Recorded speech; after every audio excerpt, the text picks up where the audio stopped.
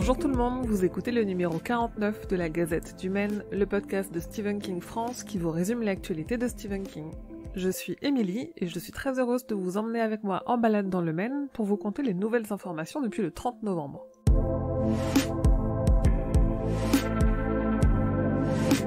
Le troisième livre de la série Gwendy a un titre. Après Gwendy et la boîte à boutons écrit avec Richard Kismar et La plume magique de Gwendy écrit par Kismar tout seul, Gwendy's Final Task sera à nouveau coécrit avec King. Aucune information sur une autre date de parution pour le moment, en 2021 avec un peu de chance. Le 28 janvier, Stephen King parlera pendant 1 heure en direct sur Zoom aux adhérents de la bibliothèque de Lovell, la ville du Maine proche de Bangor où il réside l'été. L'événement est donc privé, mais apparemment il est possible de s'inscrire avant le 21 janvier comme adhérent depuis n'importe où dans le monde, moyennant une cotisation de minimum $25. Les utilisateurs américains de Google Play ont élu le recueil Si ça saigne, leur livre préféré de 2020. La version audio américaine arrive quant à elle parmi les livres audio préférés de l'année.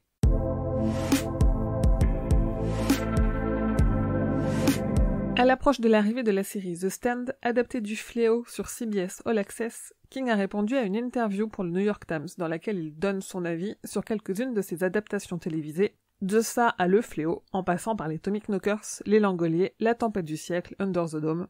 On y apprend notamment que La Tempête du siècle est sa préférée, qu'Under the Dome a sombré dans la médiocrité et qu'il se satisfait que le casting du Fléau soit moins blanc que dans le livre et la première adaptation. The Stand a donc débuté sur CBS All Access avec la diffusion du premier des 9 épisodes le 17 décembre.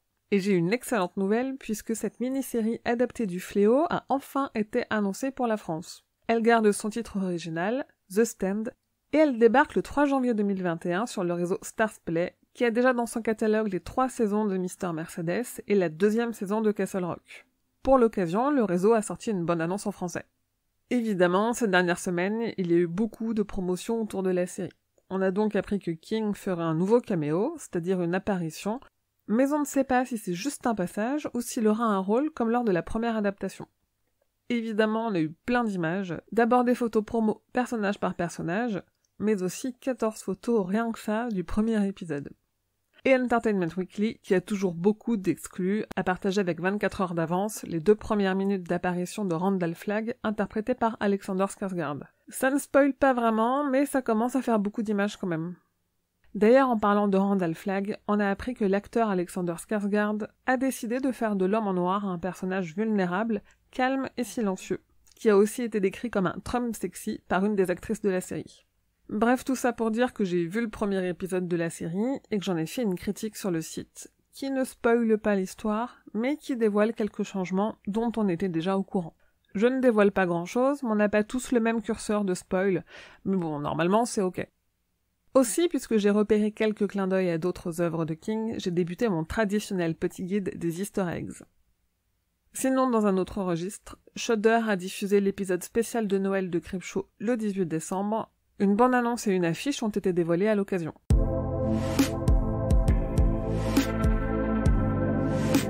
Un nouvel épisode du Roi Stephen est sorti. On continue notre quête de la Tour Sombre avec Roland et son cathette, et on s'attaque au 4e tome du cycle Magie et Cristal. 2 nouveaux produits dérivés de l'univers Shining ont été annoncés. D'abord chez NECA qui a teasé une version Toony Terrors des jumelles Grady, ensuite chez Funko qui a annoncé une Jack Torrance dans leur collection Canette de soda.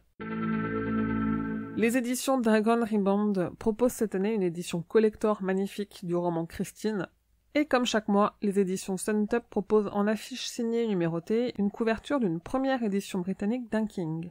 Ce mois-ci, ils proposent celle du recueil For Past Midnight.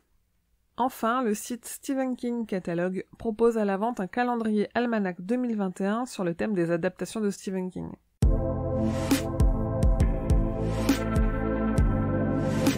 Côté agenda, n'oubliez pas que la série The Stand débarque en France le 3 janvier. Ce sera sur la plateforme Starzplay et si vous vous demandez comment y accéder, je vous ai tout expliqué sur le site.